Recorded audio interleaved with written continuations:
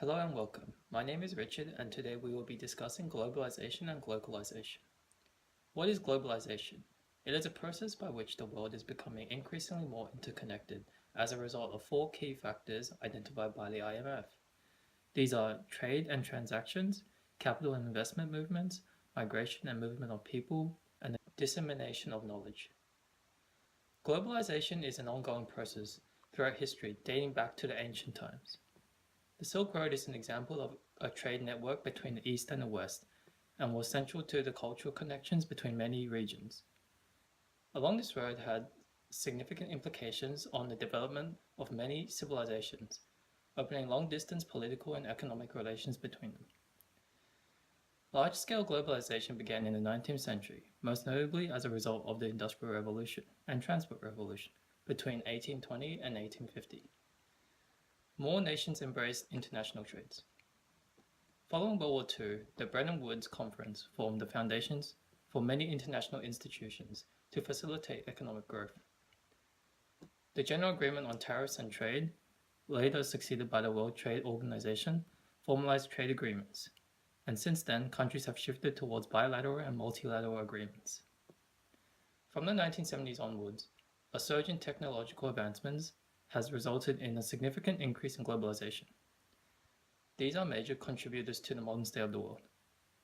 During this period of time where globalization is at exponential growth, the term glocalization is introduced.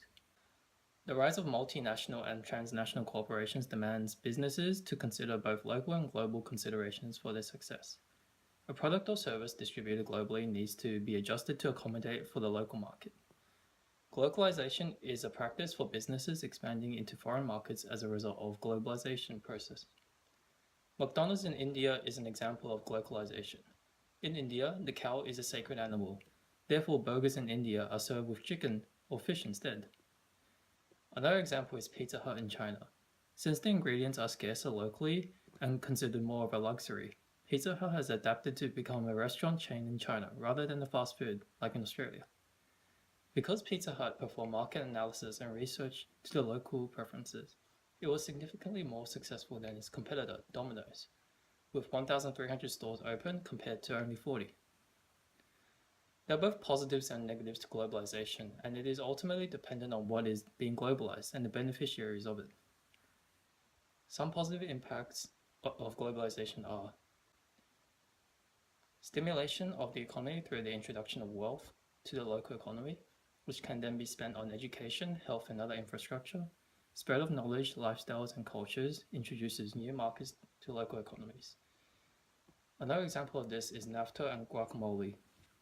In 1994, Mexico, Canada, and the US enacted the North American Free Trade Agreement, lifting the ban on Mexican avocados. This led to an influx of Mexican produce that filled the seasonal voids in the US lifestyle, changing the way Americans eat. In addition to this, a study in 2016 shows that the avocado supply chain has generated nearly 19,000 jobs in the US alone and contributed more than $2.2 billion to the gross national product. As a result of the recent surge in ICT, political and economic globalization has enabled the spread of avocado chain to China. Due to the high population and demand for avocados in China, the glocalization of avocados is required to satisfy and balance the market. The appetite for avocado in China is continuing to increase, resulting in the increase of avocado prices imported from Mexico. Chinese businesses are developing avocado plantations to try and match the Latin American variety for a long-term, cheaper and more sustainable source of avocados. However, there is also a negative side. In the avocado example, the demand is currently so substantial that it has caused some environmental damage with deforestation for avocado orchards. Prior to NAFTA, there was also a concern for health and insect infestations, which prompted the initial ban. Some negatives of globalization are the beneficiaries are generally the richest countries and they dominate most of the world trade.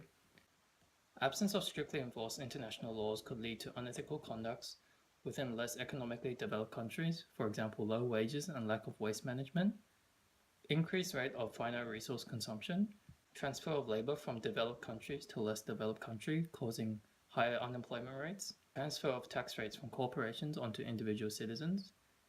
Globalization ties countries together. In the case that a more economically developed country collapses, the effect will ripple through to the less economically developed countries. As countries are becoming increasingly more interdependent, more economically developed countries have significant economic control and impacts globally. The Great Depression and the 2008 global financial crisis are examples of how globalization and the interconnectedness of countries can be detrimental when the richer countries begin to suffer.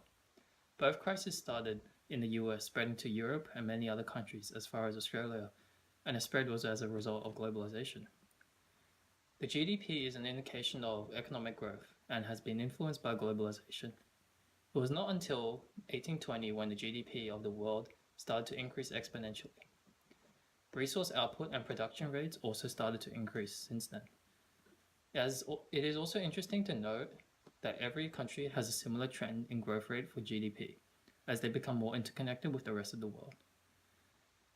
As globalization increases, the concept of glocalization becomes more important, especially for businesses and decision making. Glocalization is becoming increasingly more important from an economic and business perspective. Small and medium-sized enterprises show significant competitive abilities, and therefore, the more something is functioning on a global scale, the more it needs a set of conditions which are local, immobile, and specific. In addition to the business aspect significance, globalization has also brought awareness to issues such as poverty, gender equality, and sustainability, all mentioned in the UN Sustainable Development Goals. These all factor into decision-making for businesses and people. Something can happen across the world and have a rippling effect, impacting you in the slightest of effects, and without the interconnectedness, people would not be aware of it. And because the world is also strongly globalized, it affects everyone. There are many aspects to the significance of globalization and glocalization. In the positive impacts mentioned earlier, the benefits of globalization can be seen. The world becoming more interconnected has raised awareness of many global issues such as poverty addressed in the UN development goals. With the world becoming significantly more interconnected, understanding globalization and glocalization is vital for decision making, generally for larger transnational or multinational companies. The degree of success from performing contextual research is exponentially higher, thus making it an important concept for international and local projects to succeed.